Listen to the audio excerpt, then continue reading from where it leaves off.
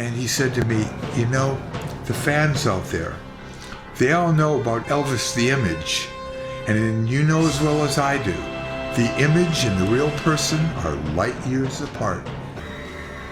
Few people know that Elvis Presley was haunted his entire life by the specter of his dead twin brother, Jesse Garrett. Elvis was born in this shotgun shack in East Tupelo, Mississippi. Records show that his twin brother's birth preceded his own by more than half an hour. Tragically, by the time Elvis was born, Jesse Garrett Presley had already been declared dead. When Elvis died, there was almost nothing known about the psychology of twinless twins. In fact, there are at least 500,000 twinless twins in the world today. They are united by a common yet unexplained phenomenon, the unshakable conviction that the spirit of the lost twin lives on. When Elvis was a child, 5, 6 years old, he used to tell me that he used to hear a voice inside of his head, and it used to confuse him, and it used to scare him a little bit, and he was afraid to mention it to anyone. He thought perhaps it was his brother Jesse communicating to him, telling him what to do. Merry Christmas, Jesse Garrett. I brought you some flowers and some chocolate drops.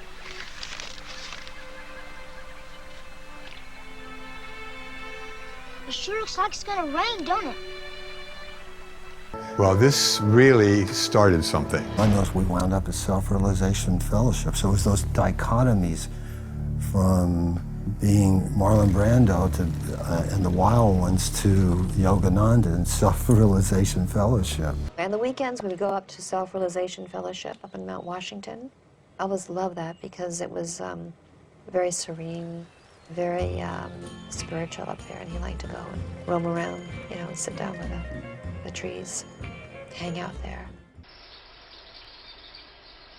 The Self-Realization Park, which is close to the ocean in Southern California in the Pacific Palisades, was a place that Elvis loved to visit. And the monks that lived there became friends with Elvis. And Elvis would love to just leave the world, walk around the park, enjoy the serenity, and people left him alone. They recognized him, because a lot of people do go there. It's a very special place, and nobody bothers anyone. Elvis would go into the chapel and he would meditate. We would go in the back and speak with some of the monks. They would reveal and explain certain experiences that they would have. We'd walk around the lake. Elvis loved the park. We joined the Self-Realization Fellowship, which could be in any denomination. To the wisdom of the ages. He went through meditation. It was a way for him to get inside himself. I think it more or less puts your mind at ease. It does mine. He truly had that desire to find peace and tranquility, which is represented for him. The Buddha who started Self-Realization was a guy named Yogananda. And his assistant for years, Dayamata, took over when Yogananda passed away. And Elvis and Dayamata had a real special relationship. He said, look, how come I haven't an experience? I want to feel God. I said, well, Elvis, look, it doesn't happen like that. When you want something, you want it now and you expect it. You have to be patient and you have to surrender your ego. I think this is where he finally found someone here that connected with him, someone of which he could confide. Can be found in history's pages. Elvis and I spent a lot of time with her, and I think for both of us, she was so consoling. It was someone to look up to, someone who seemed to understand and have all the answers in the world. You know, she had some wonderful way of expressing things and had words that connected with you. All the time that Elvis went, and then he would go to where the monks lived and Dayamata lived, which is up in the hills in Pasadena, and spend hours, and nobody ever knew. There was never press about it. There was not about money. I want to sound weird, but I felt something like a blast. He turns around and he looks at me and he had tears in his eyes. He said, It happened. It finally happened. And I know Larry and Elvis went outside, and I know he was looking up. Now I know. I think he knew that he was blessed, that he was special, and he wanted to know why, and what was the purpose of that. Twins are unique because there's one thing that a twin, a multiple, has that single birth people do not, and that's called uteral bonding. I don't want to be just half a person. Don't you think about it like that.